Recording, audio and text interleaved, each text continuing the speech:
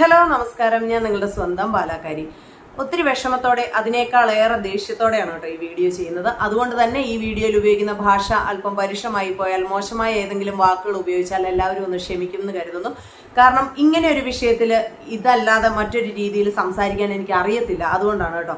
എനിക്കറിയാം ഇതൊരു public platform ആണെന്നും കൊച്ചുകുട്ടികൾ ഉൾപ്പെടെ പ്രായമായ ആൾക്കാർ വരെ കാണുന്ന ഒരു പ്ലാറ്റ്ഫോം ആണെന്നും നല്ല നിശ്ചയമുള്ളത് കൊണ്ട് എൻ്റെ വാക്കുകളെ കൺട്രോൾ ചെയ്യാൻ ഞാൻ ശ്രമിക്കുന്നതായിരിക്കും. എന്നാൽ പോലും ചില സമയങ്ങളിൽ നമ്മുടെ വിവേകം വികാരത്തിന് വഴിമാറും. അപ്പോൾ നമുക്ക് നമ്മുടെ ദേഷ്യത്തെ കൺട്രോൾ ചെയ്യാൻ പറ്റാതെ പോകുന്ന ഏതെങ്കിലും ഒരു സാഹചര്യത്തിൽ ഞാൻ ചിലപ്പോൾ എന്തെങ്കിലുമൊക്കെ വാക്കുകൾ പറഞ്ഞു പോയിട്ടുണ്ടെങ്കിൽ അത് എന്നോടൊന്ന് ക്ഷമിക്കണം.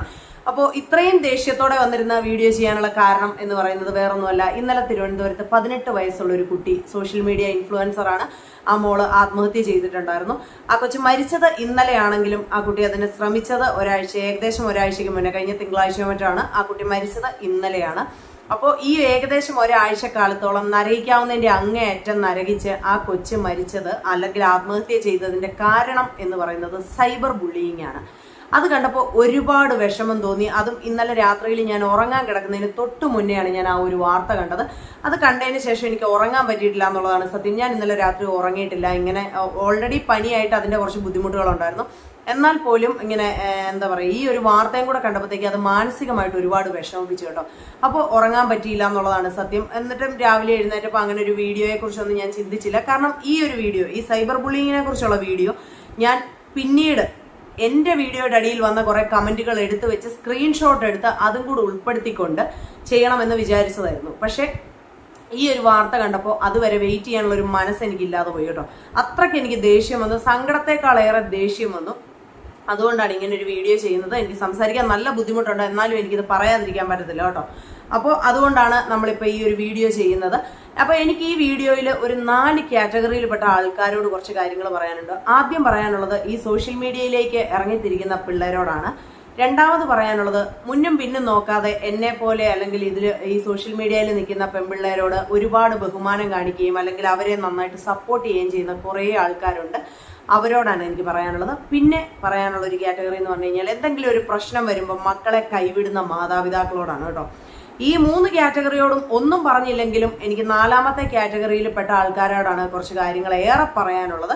അത് ഞാൻ ഏറ്റവും ലാസ്റ്റിലേ പറയുന്നുള്ളൂ. അപ്പോൾ ഈ ഏറ്റവും ലാസ്റ്റ് പറഞ്ഞ കാറ്റഗറി എന്ന് പറയുന്നത് പിതാവിന് മുന്നേ ജനിച്ച കുറെ കടയാടി മക്കളുണ്ട്.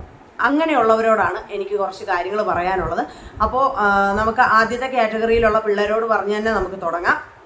എനിക്ക് ഈ ഒരു സോഷ്യൽ മീഡിയയിലേക്ക് വരുന്ന അല്ലെങ്കിൽ ഇൻഫ്ലുവൻസർ ആയിട്ട് വരുന്ന ഈ ആത്മഹത്യ ചെയ്ത കൊച്ചിന് 1 ലക്ഷത്തിന് മേലെ ഫോളോവേഴ്സ് ഉള്ളൊരു ഇൻസ്റ്റാഗ്രാം പേജ് ഉണ്ട് കേട്ടോ.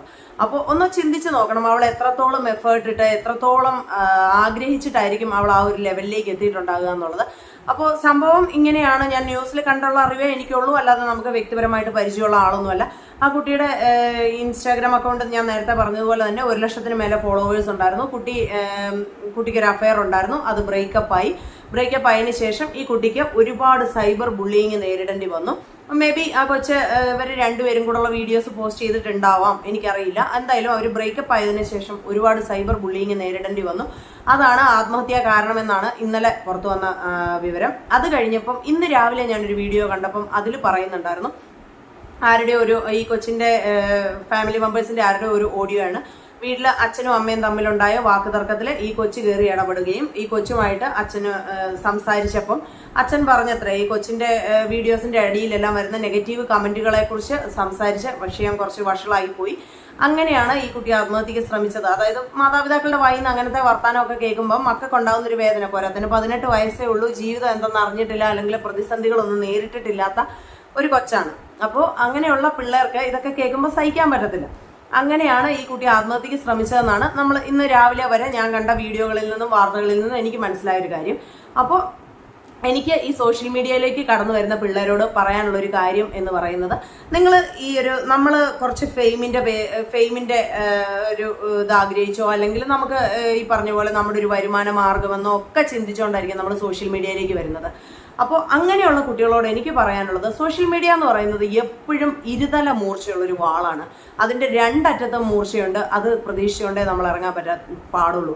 പോസിറ്റീവ് ഉണ്ടെങ്കിൽ അതിനൊരു നെഗറ്റീവ് ഉണ്ടാവും. അത് നമ്മൾ എപ്പോഴും പ്രതീക്ഷിക്കണം. അപ്പൊ എന്റെ ഈ വീഡിയോ കാണുന്ന കുറച്ച് പേരെങ്കിലും ഓർക്കാറുണ്ടാവും, അപ്പൊ നീ ഇൻസ്റ്റാഗ്രാമിൽ നല്ല തെറി തിരിച്ചു വിളിക്കാറുണ്ടല്ലോ എന്ന്. വിളിക്കും. കാരണം നമ്മൾ എല്ലാ കമന്റിനും ഒന്നും ഞാൻ തിരിച്ചൊന്നും പറയാൻ പോകാറില്ല.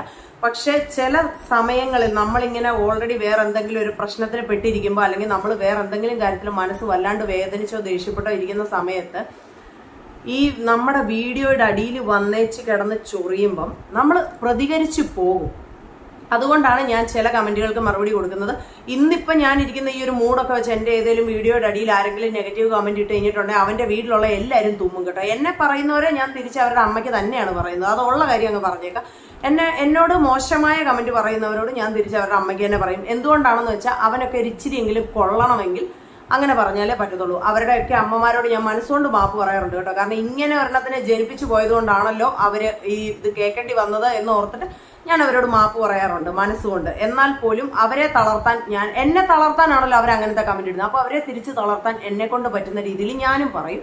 അങ്ങനെ നല്ല രീതിയിൽ തിരിച്ച് ഞാനും പറയാറുണ്ട് ചിലരോടൊക്കെ ചില സമയങ്ങളിൽ. അപ്പോൾ നമ്മൾ പറഞ്ഞു വന്നത് ഇതാണ്, ഈ ഒരു ഇരുതല മൂർച്ചയുള്ള വാള് ആയിട്ടുള്ള സോഷ്യൽ മീഡിയയിൽ നമ്മൾ എന്തെങ്കിലും ഒരു കണ്ടന്റ് പോസ്റ്റ് ചെയ്യുമ്പോൾ നമുക്കതിന് പോസിറ്റീവ്സ് മാത്രമായിരിക്കത്തില്ല ഉണ്ടാകുന്നത്, നെഗറ്റീവ്സും ഉണ്ടാകും. പിന്നെ നമ്മൾ ഇടുന്ന ആ ഒരു കോണ്ടന്റുകളുണ്ടല്ലോ.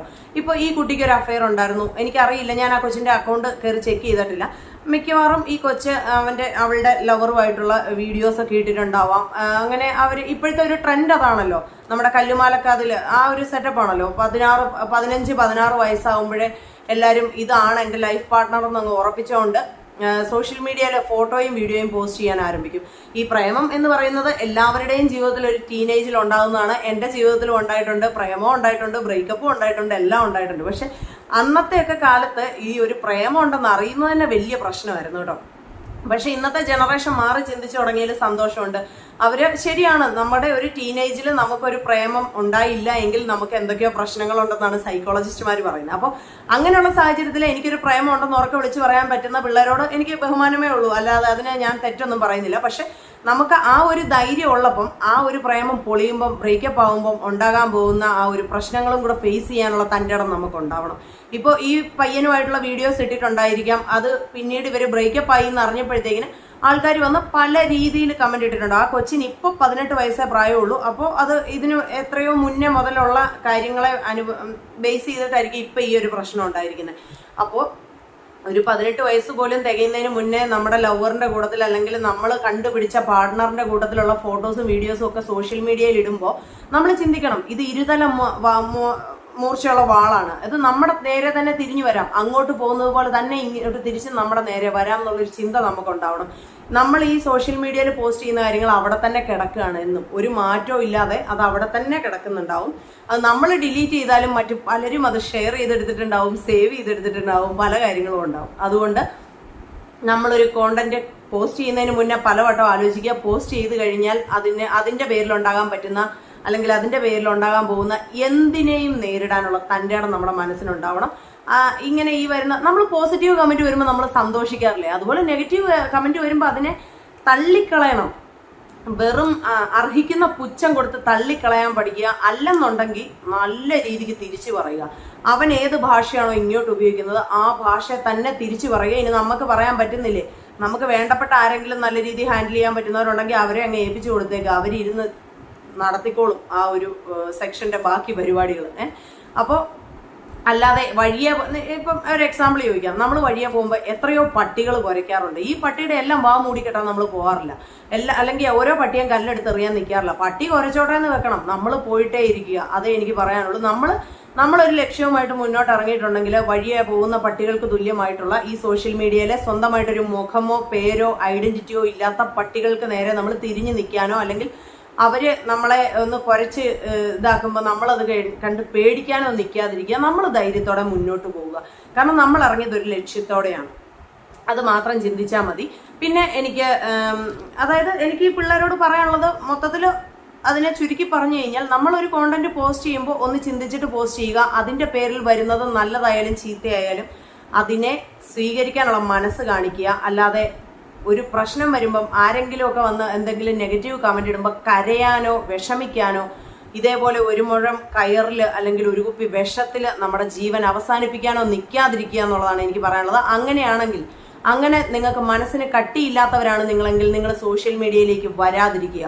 നിങ്ങൾ ആ ഒരു വേറൊരു റൂട്ടിൽ നിങ്ങളുടെ പഠിത്തവും കാര്യങ്ങളും ജോലി എന്നൊക്കെയുള്ള ഒരു ലെവലിലേക്ക് നിങ്ങൾ പോവുക.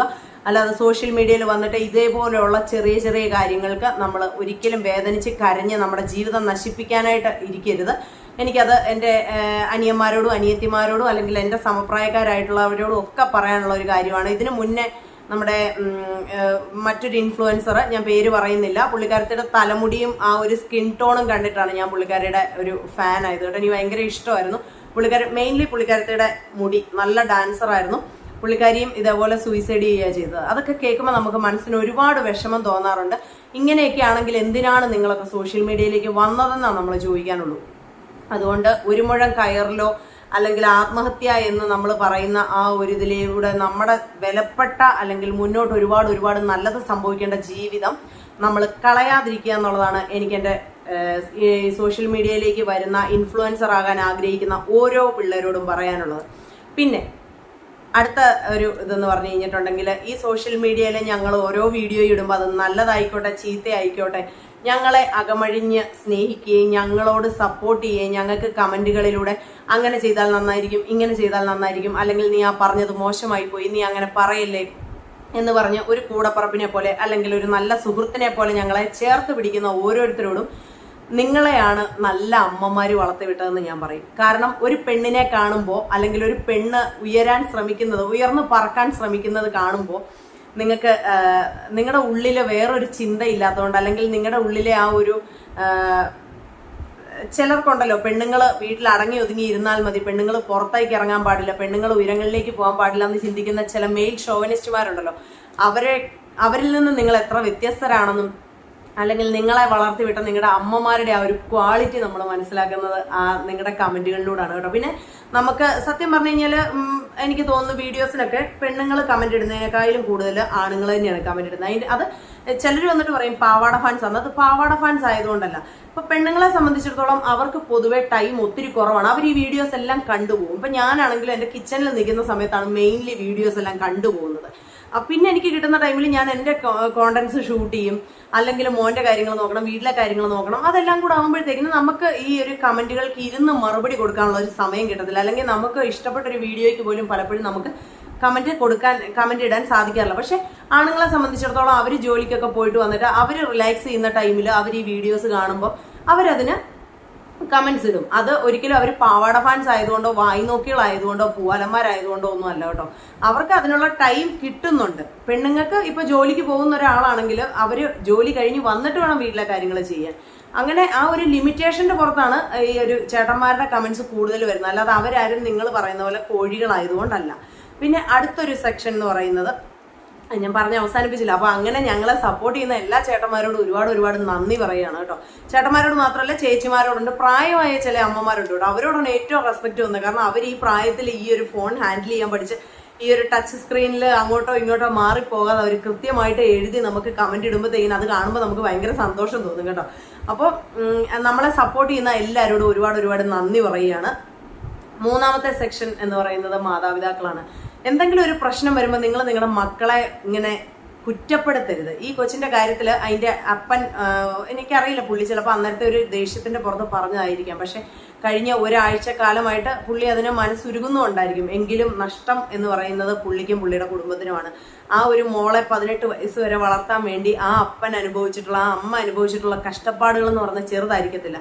അപ്പോൾ ഒരു ചെറിയ തെറ്റ് നമ്മുടെ മക്കൾക്ക് സാധിച്ച ഒരു അഫെയർ എന്ന് പറയുന്നത്, ടീനേജിലുള്ള എല്ലാ കുട്ടികൾക്കും ഒരു അഫെയർ ഒക്കെ ഉണ്ടാവും. ഒന്നല്ല, ഒന്നിൽ കൂടുതലുണ്ടാവും. അങ്ങനെ എൻ്റെ വീട്ടുകാരൊക്കെ എന്നെ ഓടിക്കാനായിരുന്ന തല്ലി കൊല്ലേണ്ട സമയം പണ്ടേ കഴിഞ്ഞതാണ്.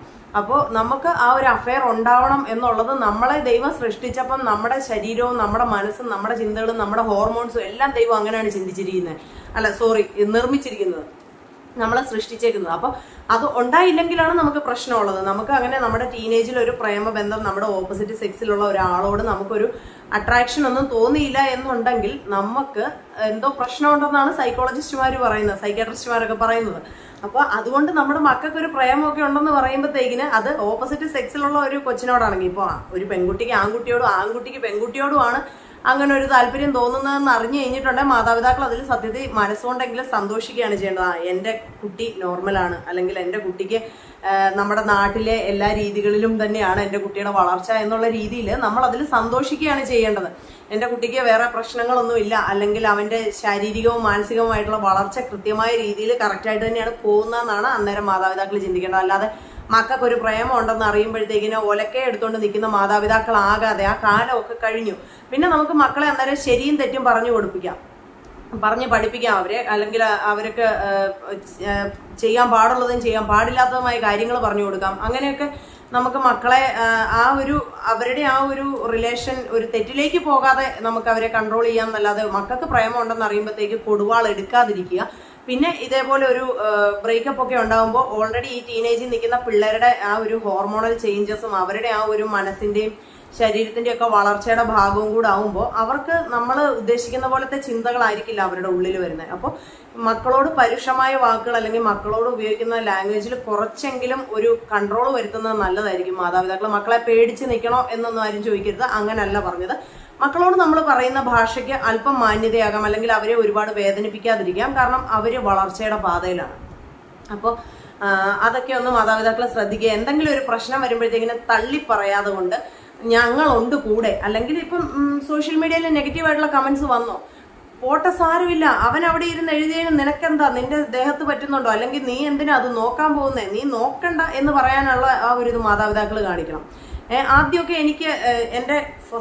എനിക്കൊരു നെഗറ്റീവ് കമന്റ് വന്നത്, ഞാൻ ഫേസ്ബുക്കിൽ ഒരു പോസ്റ്റ് ഇട്ടപ്പോഴാണ്. അതുവരെ എനിക്ക് അങ്ങനത്തെ യാതൊരു ഇതും വന്നിട്ടില്ല കേട്ടോ. ഞാൻ യൂട്യൂബിലേക്കൊക്കെ വരുന്നതിന് മുന്നേ ഉള്ള കാര്യമാണ് ഈ പറയുന്നത്. ഒരു മനോരമയുടെയോ വനിതയുടെയോ എന്തിൻ്റെ ഒരു കവർ ഫോട്ടോയാണ് ഞാൻ ഫേസ്ബുക്കിൽ ഷെയർ ചെയ്തു. അതായത് നമ്മുടെ ഒരു കുഞ്ഞിന് പാല് കൊടുക്കുന്നതിൻ്റെ ഒരു ഫീച്ചർ വന്നിട്ടുണ്ടായിരുന്നു. തുറിച്ചു നോക്കരുത് കേരളമെന്നോ അങ്ങനെ എന്തോ ആയിരുന്നു അതിൻ്റെ ക്യാപ്ഷൻ. അപ്പൊ ഞാൻ ആ ഒരു പോസ്റ്റ് ഷെയർ ചെയ്തപ്പോഴത്തേക്കിന് ഈ പാലായി തന്നെ ഉള്ള ഒരുത്തം വന്നിട്ട് ഞാനൊരു വേശ്യയാണ്, അല്ലെങ്കിൽ ഞാൻ എൻ്റെ അങ്ങനെ ഭയങ്കര ഇതായിട്ടുള്ള ലാംഗ്വേജ്. അതായത് അവൻ വിചാരിച്ചു കാണും ചിലപ്പോൾ അത് എൻ്റെ ഫോട്ടോയാന്ന് ഓർത്തിട്ടുണ്ടാവും. ബോധമില്ലായ്മ എന്നേ ഞാൻ പറഞ്ഞുള്ളൂ. അങ്ങനെ കമന്റ് വന്നു. അപ്പോൾ ആദ്യം ഈ കമന്റ് കണ്ടപ്പോൾ എനിക്ക് ഭയങ്കര വിഷമം തോന്നി. പിന്നെ ഞാൻ ഓർത്തു ഞാൻ എന്തിനു വിഷമിക്കണം, എനിക്കിഷ്ടമുള്ള കാര്യങ്ങളാണ് ഞാൻ എൻ്റെ സോഷ്യൽ മീഡിയയിൽ ഇത് ഷെയർ ചെയ്യുന്നത്. അത് വേണ്ടവൻ കണ്ടാൽ മതി, ഇഷ്ടമില്ലെങ്കിൽ സ്വൈപ്പ് ചെയ്ത് കളയാനുള്ള ഓപ്ഷൻ നമ്മുടെ വിരൽത്തുമ്പിലുണ്ട്. അപ്പോൾ അത് ചെയ്യാതെ കൊണ്ട് കുത്തിയിരുന്ന് ഈ വീഡിയോ കണ്ടിട്ട് അതിന് നെഗറ്റീവ് ഇടുന്നവന്മാരോട് ഞാൻ എന്തിന് അത് കണ്ടിട്ട് വേദനിക്കണം എന്നുള്ളൊരു ചിന്ത വന്നപ്പോഴത്തേക്കിന് ഞാൻ നല്ല രീതിയിൽ ഞാനും കമന്റ് കൊടുത്തു. അങ്ങനെ അങ്ങോട്ടും ഇങ്ങോട്ടും നല്ലൊരു വാക്തർക്കം ഉണ്ടായി. പറയാവുന്നതിന്റെ ഇങ്ങേയറ്റം എന്നോടും പറഞ്ഞു, ഞാനും നല്ല രീതിയിൽ തിരിച്ചു പറഞ്ഞു. അങ്ങനെ അത് അവിടെ അവസാനിക്കുകയാണ് ചെയ്തത്. ആദ്യമായിട്ട് എനിക്ക് സോഷ്യൽ മീഡിയ എന്നുണ്ടാകുന്ന ഒരു മോശം അനുഭവം അതാണ്. പിന്നീട് ഞാൻ ഇൻസ്റ്റാഗ്രാം യൂസ് ചെയ്ത് തുടങ്ങിയപ്പോഴാണെങ്കിലും, യൂട്യൂബാണ് ആദ്യം തുടങ്ങിയത്. യൂട്യൂബ് തുടങ്ങി, പിന്നെ ഇൻസ്റ്റാഗ്രാം തുടങ്ങി. ഇതിലൊക്കെ ആദ്യകാലത്തൊന്നും കുഴപ്പമില്ലാതെ പോയി. പക്ഷേ വൺസ് നമ്മുടെ അക്കൗണ്ട് ഒന്ന് റീച്ചിലേക്ക് പോകുമ്പോൾ അതിനകത്ത് കുരു പൊട്ടുന്ന കുറേ ആൾക്കാരുണ്ട്. അവര് അന്നേരത്തേക്ക് നമുക്ക് നെഗറ്റീവ് കമന്റ്സ് ഇടും. അപ്പോൾ പോസിറ്റീവ് കമന്റ്സ് വരുമ്പോൾ നമ്മുടെ വീട്ടുകാർ നമ്മളെ കുറ്റം പറയാറില്ല, നല്ലത്. പിന്നെ നെഗറ്റീവ് വരുമ്പോൾ എന്തിനാണ് നിങ്ങൾ മക്കളെ കുറ്റം പറയുന്നത്? നിങ്ങളുടെ മക്കളല്ലല്ലോ ആ കമന്റ് ഇടുന്നത്. കാണുന്നവന്റെ കണ്ണിന്റെ കുഴപ്പമാണ്, അല്ല നിങ്ങളുടെ മക്കളുടെ കുഴപ്പമല്ല. അതുകൊണ്ട് മാതാപിതാക്കൾ മക്കളോട് ഈ ഒരു സോഷ്യൽ മീഡിയയിൽ വരുന്ന നെഗറ്റീവ് കമന്റ്സിന്റെയോ അല്ലെങ്കിൽ എന്തിന്റെ പേരിലാണെങ്കിലും അവരോട് കുറച്ച് റഫായിട്ടുള്ള ലാംഗ്വേജ് സംസാരിക്കാതിരിക്കുക. പിന്നെ എന്നാ പറയുന്നത്, മക്കളിടുന്ന പോസ്റ്റ് എന്താണെന്നുള്ളതൊന്ന് നോക്കിയിട്ട് കേട്ടോ. ഞാനിനി ഇങ്ങനെ പറഞ്ഞെന്ന് പറഞ്ഞിട്ട് വളരെ മോശമായിട്ടുള്ള അല്ലെങ്കിൽ നമുക്ക് അംഗീകരിക്കാൻ പറ്റാത്ത രീതിയിലുള്ള പോസ്റ്റ് ഇടുന്നവരെ ഒന്നും സപ്പോർട്ട് ചെയ്യണം എന്നല്ല കേട്ടോ ഞാൻ മാതാപിതാക്കളോട് പറയുന്നത്. അപ്പോൾ ഇത്രയുമാണ് എനിക്ക് മാതാപിതാക്കളോട് പറയാനുള്ളത്. പിന്നെ എനിക്ക് പറയാനുള്ളത്, ഞാൻ നേരത്തെ പറഞ്ഞതുപോലെ തന്നെ പിതാവിന് മുന്നേ ജനിച്ച കുറെ കടയാടി മക്കളുണ്ട്. നിന്നോടൊക്കെ 4 വർത്താനം പറയണമെന്ന് ഞാൻ കുറച്ച് കാലമായിട്ട് ആലോചിച്ചുകൊണ്ടിരിക്കുന്നതാണ്. പക്ഷേ അത് പറയാതെ ഇരുന്നത് എനിക്കതിന് കുറച്ചും കൂടെ ഒക്കെ ഒരു വെൽ പ്ലാൻഡ് ആയിട്ട് പ്രിപ്പയർ ചെയ്ത് മോശമായ വാക്കുകളൊന്നും വായിന്ന് വരാതെ കൊണ്ട് ഒന്ന് കൺട്രോൾ ചെയ്ത് സംസാരിക്കാൻ ഞാൻ എൻ്റെ മനസ്സിനെ ഒന്ന് പാകപ്പെടുത്തിയിട്ട് വന്ന് പറയാമെന്ന് വിചാരിച്ചിട്ടിരിക്കുകയായിരുന്നു. പക്ഷേ അത് വേണ്ട, ഇങ്ങനെ തന്നെ സംസാരിച്ചാൽ മതി എന്നുള്ളത് കൊണ്ടാണ് ഞാൻ നിന്നോടൊക്കെ ഇത് പറയാൻ പോകുന്നത്. എടാ, പെണ്ണിന്റെ ഓരോ ശരീരഭാഗത്തെയും ഓരോ വാക്കുകളുണ്ട്. നമ്മുടെ നാട്ടിലെ നല്ല മനോഹരമായ കുറെ കേട്ടാൽ അറക്കുന്ന തെറികൾ കൊണ്ട് പെണ്ണിന്റെ ശരീരഭാഗങ്ങളെ ഉപമിക്കുന്ന നിന്നോടൊക്കെ എനിക്ക് ചോദിക്കാനുള്ളത്, അപ്പൊ നീയൊക്കെ ജനിച്ചത് ഇതിലെയാണ്? ആദ്യം നീയൊക്കെ വീട്ടിൽ പോയി കൺഫേം ചെയ്യണം നിന്നെയൊക്കെ സിസേറിയൻ ചെയ്താണോ എടുത്തതെന്ന്. അല്ലെങ്കിൽ നീയൊക്കെ ഞങ്ങളെ വിളിക്കാൻ ഉപയോഗിക്കുന്ന ആ ഒരു വാക്കുണ്ടല്ലോ, അത് ഞങ്ങളെക്കാളേറെ യോജിക്കുന്നത് നിനക്കൊക്കെയാണ്. കാരണം നീയൊക്കെ ജനിച്ചതും അതിലേ തന്നെയാണ്. നീയൊക്കെ ഇത്രയും വൃത്തികെട്ട ഭാഷയിൽ ഒരു പെണ്ണിന്റെ ശരീരഭാഗത്തെ ഉപമിക്കുമ്പോൾ നീ ചിന്തിക്കണം, എൻ്റെ അമ്മ എന്നെ പ്രസവിച്ചത് എന്നുള്ളൊരു ചിന്ത നിന്റെയൊക്കെ ഉള്ളിൽ വരണം. എടാ, സ്വന്തമായിട്ടൊരു മുഖമോ ഒരു പേരോ ഒരു ഐഡന്റിറ്റിയോ ഇല്ലാതെ ഒരു ഫേക്ക് ഐ ഡി ഉണ്ടാക്കി വെച്ചേച്ച് അതിന്റെ പുറത്ത് വന്നിരുന്ന് ഞെളിഞ്ഞ് ഇതേപോലൊക്കെ കമന്റ് ഇട്ട് കഴിയുമ്പോൾ നീയൊക്കെ എന്താ വിചാരിച്ചേ? ഇതേപോലെ കുറെ പിള്ളേരുടെയൊക്കെ ജീവൻ അതിന്റെ പേരിൽ പോകുന്നുണ്ട്. ആ കൊച്ചു മരിക്കുന്നതിന് മുന്നേ ഒരു സെക്കൻഡ് എങ്കിലും ചിന്തിച്ചിട്ടുണ്ടാവും, ഇവന്മാര് കാരണമാണല്ലോ ദൈവം എനിക്ക് ഈ വിധി വന്നതെന്ന്. അതിന്റെ ഒന്നും കണക്ക് പറയാതെ നീയൊന്നും ഈ ലോകത്തിൽ നിന്ന് പോകത്തില്ല. നിനക്കൊക്കെ ഞങ്ങളുടെ മുന്നിൽ നിന്റെയൊക്കെ മുഖം മറയ്ക്കാം, പക്ഷെ ദൈവത്തിന്റെ മുന്നിൽ ആ മുഖം മറയ്ക്കാൻ പറ്റത്തില്ല. കാരണം ഒരു ജീവൻ കൊടുക്കാൻ നമുക്ക് അധികാരമില്ല. ദൈവമാണ് ഓരോ മനുഷ്യനെ സൃഷ്ടിക്കുന്നത്. അതുപോലെ തന്നെ ഒരു ജീവൻ എടുക്കാനുള്ള അവകാശവും നമുക്കില്ല. നിന്റെയൊക്കെ കമന്റിന്റെ പേരിൽ മനസ്സ് നൊന്ത് ഓരോരുത്തരും ആത്മഹത്യ ചെയ്യുമ്പോൾ അതിന്റെയൊക്കെ പാപം നീയൊക്കെ എവിടെ കൊണ്ട തീർക്കും എന്നുള്ളത് നീ ഒന്ന് ചിന്തിക്കണം. എന്റെ വീഡിയോയുടെ അടിയിൽ വരുന്ന പല കമന്റുകളും ഉണ്ട്. ശരീരത്തിന്റെ ഓരോ ഭാഗങ്ങളെയും എടുത്തു വെച്ചോണ്ട്, വീട്ടിലെ അമ്മയെ പറഞ്ഞോണ്ട്, അപ്പനെ പറഞ്ഞോണ്ട്, ഇതൊക്കെ കണ്ടിട്ടും പലരോടും തിരിച്ച് റിപ്ലൈ കൊടുക്കാതിരിക്കുന്നത് നിങ്ങളെക്കായാലും അന്തസ് എനിക്കുള്ളത് കൊണ്ടാണ്. അല്ലെങ്കിൽ നിന്നോടൊന്നും തിരിച്ച് പറഞ്ഞിട്ട് കാര്യമില്ല എന്ന് വിചാരിച്ചിട്ടാണ്. പക്ഷെ ചില സമയങ്ങളിൽ നമുക്ക് നമ്മളെ പിടിച്ചാൽ കിട്ടാത്ത അവസരങ്ങളുണ്ട്. ദേഷ്യം അത്ര അണ പൊട്ടുന്ന സാഹചര്യത്തിൽ തിരിച്ചും പറയും. ഒരാളോടും എന്നാ പറയുന്നത്, മോശമായിട്ട് അങ്ങോട്ട് പോയി സംസാരിക്കാത്തൊരു വ്യക്തിയാണ് ഞാൻ. പിന്നെ ഇങ്ങോട്ട് എന്ത് പറയുന്നോ ആ രീതിയിലേ തിരിച്ച് നമ്മൾ സംസാരിക്കാറുള്ളൂ. ഈ ഇടയ്ക്ക് എൻ്റെ വീഡിയോയുടെ അടിയിൽ ഒരു കമന്റ് വന്നു. അതിനകത്ത് എൻ്റെ ഇവിടം മുതൽ മേളിലേക്കേ കാണത്തുള്ളൂ, പക്ഷെ ഒരു പർട്ടിക്കുലർ ബോഡി പാർട്ട് ഭയങ്കര നന്നായിട്ടുണ്ട് എന്ന് പറഞ്ഞുകൊണ്ട് അവന്റെ പറച്ചിൽ കേട്ട് കഴിഞ്ഞാൽ ഞാനതാണ്ട് തുണി ഇല്ലാതെ നിന്ന് വീഡിയോ ചെയ്ത് അവൻ കണ്ടേച്ച് പറയുന്നത് പോലെയാണ്. ഇവിടം മുതൽ മേളിലേക്കുള്ള ആ ഒരു വീഡിയോ കണ്ടപ്പം ഇവൻ ആ പറഞ്ഞ ഭാഗം കണ്ടിട്ടുണ്ടെങ്കിൽ അവൻ ഇവിടെ ഒന്നും നിൽക്കേണ്ടവനല്ല. ഇവനെയൊക്കെ നമ്മൾ വലിയ ഉയരങ്ങളിൽ എത്തിക്കണം. കാരണം നമ്മൾ അത്രയും ഇല്ലാത്തത് കാണാനുള്ള കഴിവുള്ളവനാണ്. അവനെയൊക്കെ നമ്മൾ വലിയ ഉയരങ്ങളിൽ എത്തിക്കണം, അത്രയും പദവി കൊടുത്ത് ആദരിക്കണം. അപ്പോൾ അതേപോലെ നമ്മുടെ ഞാൻ നേരത്തെ പറഞ്ഞതുപോലെ ചില വൃത്തികെട്ട തെറികൾ ഉപയോഗിച്ചുകൊണ്ട് പെണ്ണിന്റെ ശരീരഭാഗങ്ങളെ കുറിച്ച് പറയുമ്പോൾ നീയൊക്കെ ഓർക്കണം, നിന്നെ പ്രസവിച്ച ഒരു അമ്മയുണ്ട്, നിന്റെ കൂടെ പറഞ്ഞൊരു പെങ്ങളുണ്ട്, നിന്നെ കല്യാണം കഴിച്ച് നിന്നെ വിശ്വസിച്ച് വരേണ്ട ഒരു പെണ്ണുണ്ട്, അല്ലെങ്കിൽ നിന്നിൽ നിന്ന് ജനിക്കുന്ന ഒരു പെൺകുട്ടി ഉണ്ടാവും. അവർക്കൊക്കെ എന്ത് സുരക്ഷിതത്വമാണ് നിന്റെ അടുത്തുള്ളത്. നിന്റെ അമ്മയൊക്കെ ചിലപ്പോൾ വീട്ടിൽ കുളിക്കാൻ കയറുമ്പോൾ പേടിച്ചായിരിക്കും കയറുന്നത്, ദൈവമേ എൻ്റെ മകനെങ്ങാനും ഒളിഞ്ഞു നോക്കുന്നുണ്ടോന്ന്. അത്രയ്ക്കും വൃത്തികെട്ട മനസ്സാണ് നിന്റെയൊക്കെ. നീയൊക്കെ അതല്ല, അതിനപ്പുറം ചെയ്യും. നിന്നെ പോലുള്ളവർ ജീവിച്ചിരിക്കുമ്പോൾ നമ്മുടെ നാട്ടിൽ ഒരിക്കലും ഒരു പെണ്ണും സേഫ് അല്ലാന്നേ ഞാൻ പറയത്തുള്ളൂ.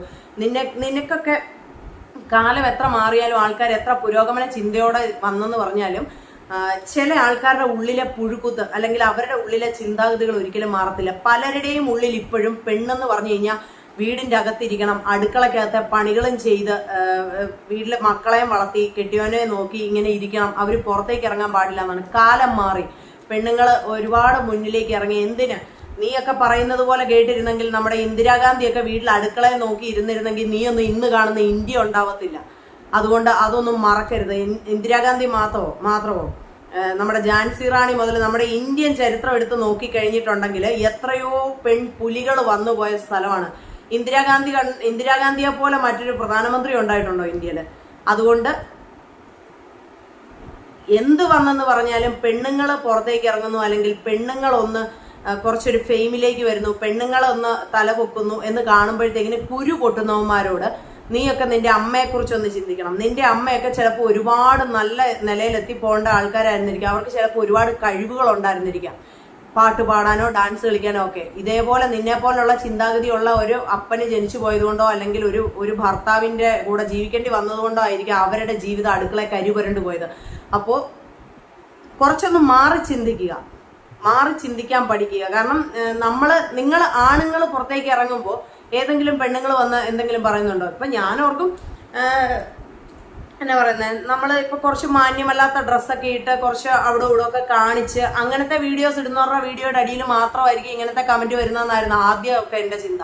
പക്ഷെ പിന്നെ നമ്മുടെ വീഡിയോയുടെ അടിയിൽ വന്നു തുടങ്ങിയപ്പോൾ മനസ്സിലായി, ഇവന്മാർക്ക് തുണി ഉടുത്ത് കണ്ടാലും തുണി ഇല്ലാതെ കണ്ടാലും എങ്ങനെ കണ്ടാലും നല്ല വീഡിയോ ഇട്ടാലും മോശം വീഡിയോ ഇട്ടാലും എല്ലാം ഈ സ്ഥിരമായിട്ട് കുരു പൊട്ടുന്ന ചില ആൾക്കാരുണ്ട്. അവന്മാരെ പട്ടിയുടെ വാല് കുഴലിലിട്ടാൽ നിവരത്തില്ല എന്ന് പറഞ്ഞ ഉണക്കത്തെ സംഭവമാണ് അവന്മാര്.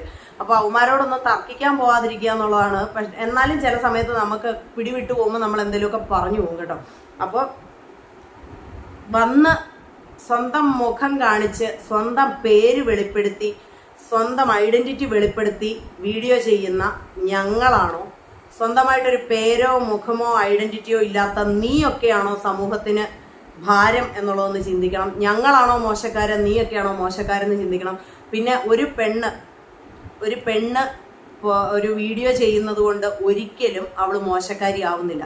അതിൻ്റെ ഒരു എക്സാമ്പിളും കൂടെ ഞാൻ പറഞ്ഞുതരാം. പണ്ട് ഞാൻ നഴ്സിംഗ് പഠിക്കാൻ പോയ സമയത്ത് എൻ്റെ വളരെ ക്ലോസ് ആയിട്ടുള്ള ഒരു ഫ്രണ്ട്, ഭയങ്കര തിക്ക് ഫ്രണ്ട്സ് ആയിരുന്നു ഞാനും അവനും. അങ്ങനെ ഞങ്ങൾ നല്ല ഫ്രണ്ട്സ് ആയിട്ടിരുന്നിട്ടാണ് ഞാൻ നഴ്സിങ്ങിന് പോകുന്നത്. ഞാൻ നഴ്സിങ്ങിന് പോയേച്ച് ഒരു ലീവ് വന്നപ്പം ഇവനെ ഞാൻ പാലാ ടൗണിൽ വെച്ച് കണ്ടു. പാലാ ടൗണിൽ വെച്ച് കണ്ടു കഴിഞ്ഞപ്പോഴത്തേക്കിന് സംസാരത്തിലൊക്കെ എന്തോ ഒരു മാറ്റം പോലെ തോന്നി. സംസാരിച്ച് വന്നപ്പം ഇവൻ്റെ വായിൽ നിന്നൊരു വാക്ക് വീണു.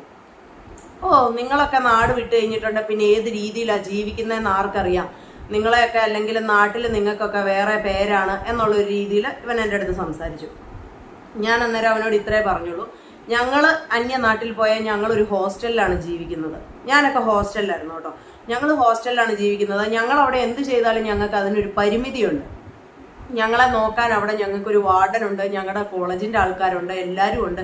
ഞങ്ങളവിടെ അവരുടെ സുരക്ഷിത വലയത്തിലാണ് ജീവിക്കുന്നത്. നിങ്ങൾക്ക് ഇവിടെ ഇരുന്ന് എന്ത് കഥ വേണമെങ്കിലും പറയാം, പക്ഷെ അങ്ങനെ ആവണമെന്നില്ല. പക്ഷെ നിന്റെ വീട്ടിൽ നീ കിടന്നുറങ്ങുന്നതിൻ്റെ തൊട്ടടുത്ത മുറിയിൽ നിന്റെ പെങ്ങള് രാത്രിയിൽ ഫോണിലൂടെ ആരോടാണ് സംസാരിക്കുന്നത് അല്ലെങ്കിൽ എന്താണ് ചെയ്യുന്നതെന്നുള്ളത് നിനക്ക് നിശ്ചയമുണ്ടോ എന്ന് മാത്രം ഞാൻ ചോദിച്ചു. കാരണം അവൻ്റെ പെങ്ങളും എൻ്റെ നല്ലൊരു ഫ്രണ്ടായിരുന്നു കേട്ടോ. അന്നേരം ഞാൻ ചോദിച്ചതിന് ഉത്തരവില്ല. അവൻ പോയി. വർഷങ്ങൾക്കിപ്പുറം അവൻ ഒരു ദിവസം എന്നോട് പറഞ്ഞു, നീ അന്ന് പറഞ്ഞത് സത്യമായിരുന്നു, എൻ്റെ പെങ്ങൾ എന്നെ കൊന്നിട്ട് പോയിരുന്നെങ്കിൽ എനിക്ക് ഇത്രയും സങ്കടം വരത്തില്ലായിരുന്നു. കാരണം അവൻ മറ്റുള്ള പെൺപിള്ളേരെ കുറിച്ച് ഭയങ്കരമായിട്ട് ഗവേഷണം നടത്താൻ പോയപ്പം സ്വന്തം പെങ്ങളെ നോക്കാൻ മറന്നുപോയി. ഇവന്റെ തന്നെ ഏറ്റവും അടുത്ത കൂട്ടുകാരനുമായിട്ട് അവള് പ്രേമിച്ചു. ഇവന് ഒരു ദിവസം ഒരു സുപ്രഭാതത്തില് ഇവനെ വെറും മണ്ടനാക്കിക്കൊണ്ട് അവൾ അവൻ്റെ കൂടെ ഇറങ്ങിപ്പോയി. അതാണ് സംഭവിച്ചത്. അപ്പം നാട്ടിലെ മൊത്തം പെണ്ണുങ്ങളുടെയും കാര്യം കെയർ ടേക്കറായിട്ട് നടത്തിയ പുള്ളിക്കാരൻ സ്വന്തം പെങ്ങളുടെ കാര്യം അങ്ങ് വിട്ടുപോയി. അതാണ് അതിനകത്ത് സംഭവിച്ചത് എന്ന് പറഞ്ഞതുപോലെയാണ്. സ്വന്തം വീട്ടിലെ പെണ്ണുങ്ങൾ എന്താണ് ചെയ്യുന്നതെന്നോ അല്ലെങ്കിൽ സ്വന്തം വീട്ടിലെ പെണ്ണുങ്ങൾക്ക് ഒരു നേരത്തെ ചോറിനുള്ള അന്നം കൊണ്ട് കൊടുക്കാനോ പോക്കില്ലാത്തവന്മാരാണ് ഈ ബാക്കി സോഷ്യൽ മീഡിയയിലെ പെൺപിള്ളേരെ വന്നിരുന്ന് പറയുന്നത്. ഞങ്ങൾ വീഡിയോ ചെയ്യുന്നുണ്ടെങ്കിൽ അത് ചിലപ്പോൾ ഞങ്ങൾക്ക് ഒരു വരുമാനത്തിന് വേണ്ടിയിട്ടായിരിക്കും, ചിലപ്പോൾ ഞങ്ങളുടെ ഒരു സന്തോഷത്തിനായിരിക്കും, അല്ലെങ്കിൽ ഞങ്ങൾക്ക് അതിൽ നിന്ന് എന്തെങ്കിലും ഒരു നേരം പോക്കോ എന്തെങ്കിലുമൊക്കെ ഉണ്ടാവും. അത് വേറെ ആരെയും ദ്രോഹിക്കുന്നില്ല. ഞങ്ങൾ കാശ് കൊടുത്ത് മേടിച്ച ഫോണും കൊണ്ട് ഞങ്ങളുടെ വീട്ടിലിരുന്ന് ഞങ്ങൾ എടുക്കുന്ന വീഡിയോ നിങ്ങൾക്ക് ഇഷ്ടമില്ലെങ്കിൽ കാണാതെ സ്വൈപ്പ് ചെയ്യാനുള്ള ഓപ്ഷൻ നിങ്ങളുടെ കയ്യിലുണ്ട്. നിങ്ങൾ എന്തിനു വന്നിങ്ങനെ ഈ ആവശ്യമില്ലാത്ത കമന്റുകൾ ഇടുന്നു? അതും ചില കമന്റുകൾ എന്ന് പറഞ്ഞാൽ ഭയങ്കര വൃത്തികേടാണ് കേട്ടോ. ഞാൻ കുറെ കമന്റ് സ്ക്രീൻഷോട്ട് എടുത്ത് വെച്ചതാണ്. പക്ഷെ അത് ഞാൻ തമ്പിനയിൽ അത് കൊടുക്കണം എന്ന് വിചാരിച്ചാണ്, പക്ഷെ അല്ലെങ്കിൽ വീഡിയോയിൽ ഉൾപ്പെടുത്തണം എന്ന് ഓർത്താണ്. പക്ഷെ അത് ഇടാൻ എൻ്റെ സംസ്കാരം അനുവദിക്കാത്തത് കൊണ്ട് ഈ വീഡിയോ വല്ല പിള്ളേരൊക്കെ ഇപ്പൊ എൻ്റെ പൊന്നൂസൊക്കെ ആണെങ്കിൽ ഇരുന്ന് കാണും. അവൻ കഴിഞ്ഞ ദിവസം എൻ്റെ അടുത്ത് പറഞ്ഞതാ, എളാമയുടെ വീഡിയോയുടെ അടിയിൽ വന്നൊരു കമന്റ് ഇല്ലേ, ആ കമന്റ് ഞാൻ ചെയ്ത് കമന്റ് ഇടാം. ഓ, അത് എളാമയോട് ഞാൻ എങ്ങനെയാ പറയുന്നത് എൻ്റെ കൊച്ചെന്നോട് ചോദിച്ചതാണ്. അപ്പോൾ അത്രയും പിള്ളേരൊക്കെ കാണുന്ന വീഡിയോ ആയതുകൊണ്ട് അങ്ങനെയുള്ള കമന്റുകൾ ഞാൻ ഈ കൂട്ടത്തിൽ ഉൾപ്പെടുത്താത്തത്. പക്ഷെ ഈ കമന്റ് ഇടുന്നവന്മാരോട് വീണ്ടും പറയാണ്, നന്നായി കൂടെ. എന്തിനാണ് നിനക്കൊക്കെ എവിടുന്ന ഇതിന് മാത്രം സമയം കിട്ടുന്നത്? ഇത്രയും ഫേക്ക് ഐ ഡി ഉണ്ടാക്കി. അത് ഒരാളുടെ തന്നെ പല ഐഡികളാണ് കേട്ടോ. കാരണം ഒരു കമന്റ് വരും, ആ കമന്റ് വന്നു കഴിയുമ്പോഴത്തേക്ക് അതിനെ സപ്പോർട്ട് ചെയ്തുകൊണ്ട് കുറച്ചു നേരം കഴിയുമ്പോഴത്തേക്ക് ഒരു ഐഡിക്ക് അതൊന്ന് എല്ലാ വീഡിയോയ്ക്കും കമന്റ് ഇടും. എന്നിട്ട് ആ ഐ ഡി സൈൻ ഔട്ട് ചെയ്ത് അടുത്ത ഐ ഡി ഓപ്പൺ ചെയ്ത് വെച്ച് ഈ എല്ലാ ഇട്ട നെഗറ്റീവ് കമന്റ്സിന്റെ അടിയിൽ വന്നിട്ട് അതിനെ സപ്പോർട്ട് ചെയ്തുകൊണ്ട് അടുത്ത കമന്റ് ഇടും. അങ്ങനെ ഒരു 2-3 ഐഡികൾ വീതം മെയിൻറ്റെയിൻ ചെയ്യുന്ന ചില ആൾക്കാരുണ്ട് കേട്ടോ. എവിടുന്നാടാ നിനക്കൊക്കെ ഇതിന് മാത്രം സമയം കിട്ടുന്നത്? ഇവിടെ നമ്മൾ ഒരു വീഡിയോ കണ്ട് ഇഷ്ടപ്പെട്ടിട്ട് അതിന് കമന്റ് ഇടാൻ നമുക്ക് സമയം കിട്ടുന്നില്ല. അപ്പോൾ എവിടുന്നാണ് നിനക്കൊക്കെ ഇതിനുള്ള സമയം കിട്ടുന്നത്? നീ ഒന്നും ജോലിക്കും കൂലിക്കും ഒന്നും പോകുന്നില്ല, ഇങ്ങനെ ഇരിക്കുവാണോ വീട്ടുകാർക്ക് ഭാരമായിട്ട്? ഇങ്ങനെ ബിംബം കണക്ക് ഇരിക്കുവാണോ? അതോ ഇപ്പോഴും നമ്മുടെ ഈ ഇടയ്ക്ക് ഒരു ഓഡിയോ ഭയങ്കര ഇതാവുന്നുണ്ടല്ലോ, ചോറുണ്ണാൻ പോയിരുന്നപ്പോൾ അച്ഛൻ പറഞ്ഞു നിനക്ക് പണിക്ക് പൊക്കൂടേടാന്ന് എന്ന് പറഞ്ഞ പോലെ 10, 30, 40 വയസ്സായിട്ടും വീട്ടിലൊക്കെ ഇങ്ങനെ അച്ഛനെ പണിക്ക് വിട്ട് തിന്നുകൊണ്ടിരിക്കുന്ന ആൾക്കാരാണോ? അറിയാൻ മേലാഞ്ഞിട്ട് ചോദിക്കുക. അല്ലെങ്കിൽ ഇത്രയും സമയം കിട്ടുമോ ഇങ്ങനെ പല ഐഡികളിൽ നിന്ന് വന്ന് എല്ലാ വീഡിയോയുടെ അടിയിൽ കമന്റ് ഇടാൻ? അത് നമുക്ക് മാത്രമാണ്, പക്ഷെ എല്ലാവർക്കും ഉണ്ട്. എന്നാ പോട്ടെ. ഇനി പെണ്ണുങ്ങളോട് മാത്രം കുരു പൊട്ടുന്നവരാണെന്ന് വിചാരിക്കുമ്പോൾ വേണ്ട ആണുങ്ങളുടെ വീഡിയോ നോക്കിയാൽ അതിന്റെ അടിയിലും ഉണ്ട്. അപ്പൊ ഇതിന്റെ അകത്തെ ഒരു മെയിൻ ആയിട്ടുള്ള കാര്യം എന്ന് പറയുന്നത് ഫ്രസ്ട്രേഷൻ താങ്ങാൻ പറ്റുന്നില്ല. അതായത് എന്നെ ഒന്നിനും കൊള്ളത്തില്ല, എനിക്ക് ഇതേപോലെ ഒരു വീഡിയോ ചെയ്യാനോ അല്ലെങ്കിൽ മറ്റുള്ളവരൊക്കെ മറ്റുള്ളവരോട് ഇങ്ങനെ ഒരു കോണ്ടന്റ് ഉണ്ടാക്കി മറ്റുള്ളവരുടെ മുമ്പിൽ പ്രസന്റ് ചെയ്യാനോ അല്ലെങ്കിൽ എന്നെ മറ്റുള്ളവർ ഇഷ്ടപ്പെടുമെന്നോ ഒന്നുമുള്ള യാതൊരു ഇതും അവർക്കില്ല. അവരെ ഒന്നിനും കൊള്ളില്ല എന്ന് അവരുടെ തന്നെ ഉള്ളിലറിയാം. അതുകൊണ്ട് തന്നെ അവർക്ക് ഇതൊന്നും ചെയ്യാനുള്ള ഒരു ധൈര്യവും ഇല്ല. അല്ലെങ്കിൽ ചിലപ്പോൾ ചെയ്തിട്ട് സക്സസ് ആവാതിരിക്കുന്ന ആൾക്കാരായിരിക്കും. എന്ത് തന്നെയായാലും ഭയങ്കരമായ ഒരു ഫ്രസ്ട്രേഷനാണ് ഇവരെ കൊണ്ട് ഇതൊക്കെ ചെയ്യുന്നത്. ഇല്ലെങ്കിൽ പോട്ടെ, ഞാൻ നേരത്തെ പറഞ്ഞതുപോലെ ഇപ്പം ഡ്രസ്സൊന്നും പ്രോപ്പറായിട്ട് ഇടാതെ, അല്ലെങ്കിൽ അതൊക്കെ ഓരോരുത്തരുടെ ഇഷ്ടമാണ് കേട്ടോ. പക്ഷെ വേണമെന്ന് വെച്ച് കാണിക്കാൻ വേണ്ടി കാണിക്കുന്ന ചില വ്യക്തികളുണ്ടല്ലോ. അങ്ങനെ ചില ആക്ട്രസ്മാരെയൊക്കെ കാണാം, സാരി ഇങ്ങനെ പ്രോപ്പറായിട്ടാണ് കിടക്കുന്നെങ്കിൽ അവർ പതുക്കെ ഇങ്ങനെ പിടിച്ച് വലിക്കും. കാരണം ഇങ്ങനെ ഇച്ചിരി കൂടെ താന്നു വന്നോട്ടെ, കുറച്ചെങ്കിലും ആരാധകർ കണ്ടോട്ടെ എന്നുള്ള രീതിയിലുള്ള അങ്ങനെ ചിന്തിക്കുന്ന ആൾക്കാരുടെ ഒക്കെ വീഡിയോയുടെ അടിയിൽ വന്ന് കമന്റ് ഇടുന്നത് പോട്ടെ. ഇത് പ്രോപ്പറായിട്ട് ഡ്രസ്സ് ഇടുന്നവരുടെ വീഡിയോയുടെ അടിയിലും കമന്റ് ഉണ്ട്, ആണുങ്ങളുടെ വീഡിയോയുടെ അടിയിലും കമന്റ് ഉണ്ട്. അപ്പൊ പിന്നെ ഇവരുടെ പ്രശ്നം എന്താന്നുള്ളത് അറിയുന്നില്ല. മാനസിക രോഗമായിരിക്കും കേട്ടോ, വല്ല മാനസിക രോഗമായിരിക്കും, അല്ലാതെ തന്നെ പറയുന്നത്. അപ്പോൾ ഈ കമന്റ് ഇടുന്നവന്മാരോട് ഒന്നേ ചോദിക്കാനുള്ളൂ, പോയി ചത്തൂടേടാ. ഇങ്ങനെ പാവപ്പെട്ട പിള്ളേരെ ഓരോന്ന് പറഞ്ഞ് കൊന്ന് തിന്നാനിരിക്കാതെ പോയി ചാവ് നീയൊക്കെ.